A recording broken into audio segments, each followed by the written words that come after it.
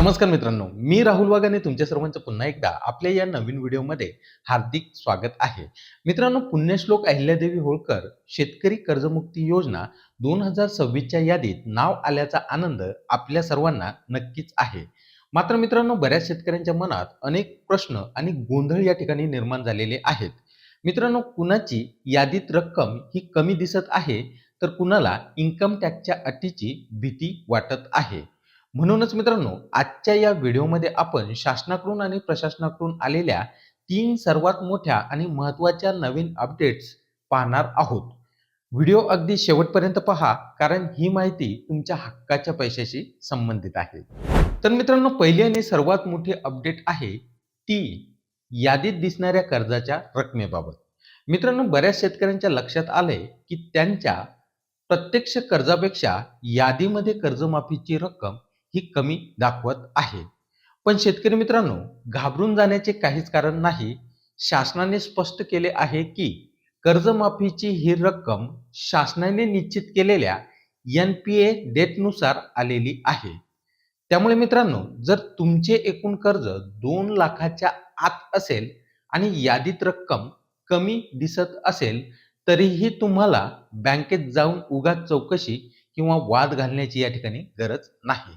मित्रांनो, 2 लाखाच्या आतील कर्जासाठी यादीत आलेल्या रकमेवरती उरलेली रक्कम तुमची बँक ही भरणार आहे. मात्र एक महत्त्वाचं काम तुम्हाला या ठिकाणी करायचं आहे, ते म्हणजे ज्यांचे पूर्ण कर्ज 2 लाखाच्या वरती आहे, त्यांनी सध्या फक्त जवळच्या आपले सरकार केंद्रात जाऊन आधार प्रमाणीकरण करून घ्यायचे आहे. तसेच ज्या शेतकऱ्यांनी अद्याप आपल्या बँक खात्याची KYC केलेली नाही, त्यांनी तातडीने बँकेत जाऊन KYCची प्रक्रिया ही पूर्ण करून घ्यायची आहे, जेणेकरून पैशाच्या वाटपात अडचण ही निर्माण होणार नाही. मित्रांनो, आता पाहूयात दुसरी अत्यंत महत्त्वाची अपडेट. मित्रांनो, जी आहे इन्कम टॅक्स रिटर्न म्हणजेच ITRच्या संदर्भामध्ये. मित्रांनो, अनेक शेतकरी बँकाच्या कामासाठी किंवा कर्ज घेण्यासाठी शून्य विवरणपत्र म्हणजेच 0 ITR भरतात. अशा शेतकऱ्यांसाठी या ठिकाणी आता मोठी दिलासादायक बातमी समोर येत आहे. मित्रांनो, सहकार विभागाने स्पष्ट केले आहे की केवळ 0 ITR भरल्यामुळे कोणताही शेतकरी कर्जमाफीसाठी अपात्र या ठिकाणी ठरणार नाही. मित्रांनो, त्यांना या योजनेचा 100% लाभ या ठिकाणी दिला जाणार आहे.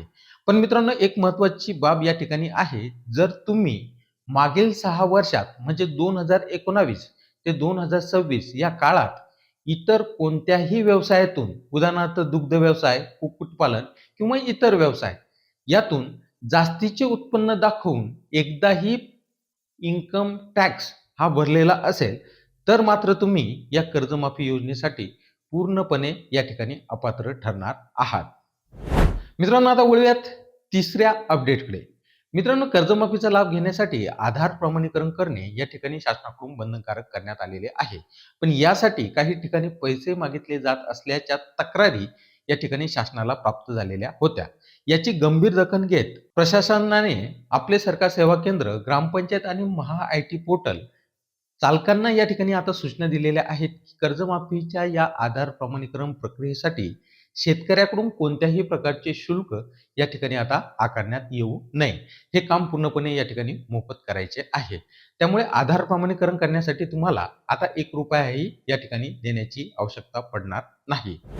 तर शेतकरी मित्रांनो, या होत्या पुण्यश्लोक अहिल्यादेवी होळकर कर्जमुक्ती योजनेच्या 3 सर्वात महत्त्वाच्या अपडेट्स. पहिली होती यातील यादीत रक्कम कमी असली तरी आधार प्रमाणीकरण आणि बँक KYC करून घ्या. दुसरी अपडेट होती 0 ITR वाले पात्र आहेत, पण कर भरलेले या ठिकाणी अपात्र आहेत. आणि तिसरी अपडेट होती आधार प्रमाणीकरण पूर्णपणे या ठिकाणी मोफत आहे. तर मित्रांनो, हा व्हिडिओ तुम्हाला आवडला असेल तर या व्हिडिओला लाईक तसेच शेअर करायला विसरू नका. तसेच तुम्ही जर हा व्हिडिओ YouTube वरती पाहत असाल तर चॅनलला नक्की सबस्क्राईब करा. Facebook किंवा Instagram वरती पाहत असाल तर पेजला लाईक आणि फॉलो करायला मात्र विसरू नका. जेणेकरून असेच नवनवीन अपडेट्स तुमच्यापर्यंत वेळेवर या ठिकाणी पोहोचत राहतील. तर चला मग लवकरच भेटूया अशाच एका नवीन माहितीपूर्ण पुढील व्हिडिओमध्ये. तोपर्यंत जय हिंद, जय महाराष्ट्र.